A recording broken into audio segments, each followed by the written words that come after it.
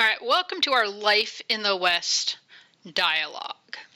All right, so if we were in person on campus, what we'd be doing is we'd be doing this as a group activity and you'd be talking to other people. But since we're IA and we get to do things a little bit differently, what I'm going to do instead is have you write me a dialogue. A dialogue, if you've never heard that term before, is just a conversation between two people. The term itself relates to theater and the stage, right? So a dialogue is when two characters in a play or maybe on TV are having a conversation back and forth, okay? There are some specific characters that you're going to have to use in order to, I'll give you some choices within that, but you're going to have to use specific characters, okay? And you do need to focus on the time frame and the location involved, which means hopefully you've been keeping up with your readings, all right? If you need a modified assignment, right, just like with the one-pager where this one's a little more creative, right, there is one available, okay, but you're going to need to request it directly from me, and again, provide a brief reason why you're going to need it. If you have an IEP, just send me an email. You don't need to provide a reason. I already know. Okay. If you're an English language learner and you want the modified assignment, send me an email. Let me know. I keep track of who that is too. Okay. But if you do happen to know how to do this, right, or can complete it as it's originally designed, I'd love for you to do it that way. Okay, and you're welcome to do it in your home language if you're an English language learner and you happen to be able to write in your home language. Okay, and then you can either submit it through a translation or translate it using a program if you need to, or submit it as is, and I'll get it translated. It's not that hard for me to do. Okay. And then if you're not in those two categories, but you want the modified assignment, again, just send me an email, let me know, and we'll talk. Okay, give me a quick reason. So here's the handout to go with this project. Again, a dialogue is conversation between two characters. Your two characters, you're going to choose for person one, either an indigenous person, that means Native American, or a Californio. All right, so that is somebody of Mexican descent who is living in California, right, in that kind of far western area. Person two, you're going to need to choose either a white settler or a Christian missionary. So somebody who's in that moving into the region, more colonial point of view. All right, so that's the first thing. You got to pick which two characters you're going to use. And then you got to pick 3 topics. I've given you a list of 8. Okay, you're going to pick from the list of 8. And of those 8, here's your topics. The Mexican-American War was justified. Okay. Mexicano contributions to mining had a positive impact. You'll notice these are opinion statements. So you could take the opposite. Okay. Mexicano contributions to ranching had a positive impact. Cowhand culture, that is to say the idea of cowboys or cowgirls, is uniquely Mexicano. The community property law was fair. The water law was fair. Mexican irrigated farming was beneficial to the land of the U.S. And the Treaty of Guadalupe Hidalgo was fair. And again, Guadalupe Hidalgo, that's the treaty that ended the Mexican-American War.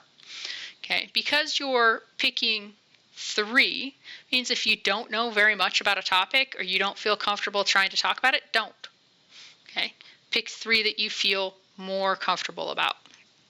Okay, so your job is to create a realistic conversation between person 1 and person 2. So think about, like, for example, when you talk to your friends. Okay? When you talk to your friends, the conversation flows naturally. You change topics periodically, right? You know, everybody's got their own opinion, their own point of view, things like that, right? You don't necessarily have to agree with every opinion or point of view in a conversation with your friends. That's really what we're aiming for here, okay? Except, obviously, you're putting yourself in the shoes of the people that you've chosen.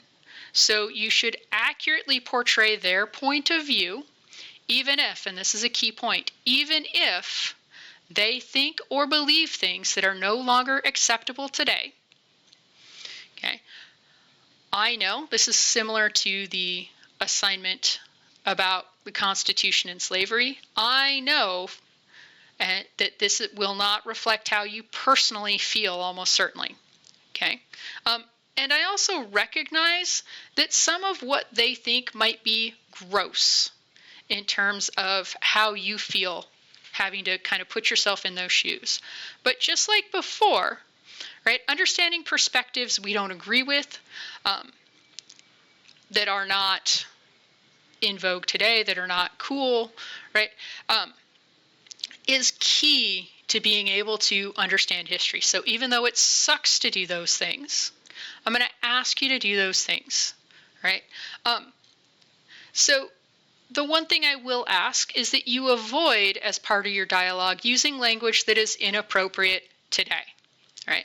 So, for example, if one of your characters is an indigenous person, or if you're talking about indigenous people, right, it's not okay to use the term redskin to refer to them, even though it was in common use at the time, right? And even though we had a football team named the Redskins up until just a few years ago, that it's not an appropriate term to use to refer to Native American people, and I don't want to see stuff like that in your dialogue.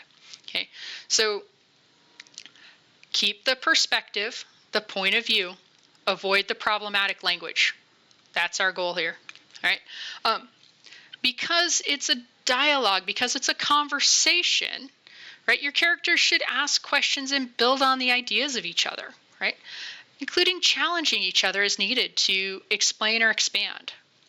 So, it's a little bit like, so I have a son who's your age, and sometimes he'll say something, and I'll ask him what he means by that, right? That's me encouraging him to expand on what he's thinking, right? Or I might ask him why he says something, and that's me asking him to explain his thinking. Perfectly normal to do that as a conversation, right? As part of a conversation. It's not always comfortable when you got to do that, but it's perfectly normal to have to do that, right? Your transitions between topics should be natural. Again, the example I want you to think of is when you're hanging out with your friends, right? Maybe you talk basketball for a few minutes, and then you talk football for a few minutes, and then you're on to your favorite musician, right? And then maybe you're talking about an assignment or a teacher at school, right? You're just kind of transitioning topic to topic in what's normally a perfectly normal way, right? One thing will you'll see a little bit of a connection that'll lead you into the next thing. Okay. So we want those transitions to be as natural as they can be. And that can include sometimes if transitions are forced, right? So if a character is uncomfortable with the topic, maybe they say something about it and then they randomly shift the topic to something else, right? So, if I'm talking about, I don't know, my favorite TV show, and I decide all of a sudden that I don't really want to talk about that anymore, and then just all of a sudden, seemingly out of nowhere, but as part of that same conversation, I'm just moving on, right? It's okay to do that a little bit. It's okay to have that discomfort be built in, right? But the idea is it's a single piece that covers multiple topics, not multiple pieces that cover single topics, which is why you need the transitions. Okay, it's a single piece that covers multiple topics.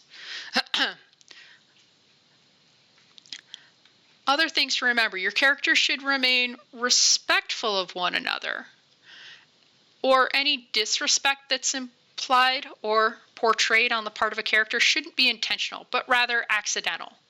stemming from their different experiences or perspectives, right? You and I both know sometimes people will say things in ways that are not the best just because they don't know any better. But they're not being intentionally rude or disrespectful. They don't know any better, right? So have your characters be respectful of each other. Your two characters should spend roughly the same amount of time speaking. That means a conversation that's 90-10, where one person basically does all of the talking and the other person kind of grunts along. Not okay, right? Somewhere where it's more like 60-40, where they're talking reasonably close, okay? That's fine. That's fine. You and I, again, both know sometimes in conversations, one person will talk a lot more than another. But as soon as it hits something like 90-10, then it's not a conversation, it's a lecture. Okay. All of your characters need to have opinions about the issues discussed, but you also need to be able to provide evidence and reasoning for why they think the way they do. Right? So if they think the Treaty of Guadalupe Hidalgo was fair, why do they think it's fair? Right? What is it about that treaty that makes it good, that makes it reasonable somehow? If they think it's bad, why is it such a bad thing? Okay. There are some sentence stems to help you out, and then you've got a 2-point rubric right here that'll just tell you here's what I have to do to meet, but there'll be a more complete rubric on the assignment. Otherwise, if you have questions, if you need help with things, go ahead, reach out and let me know. Otherwise, I will see you during class.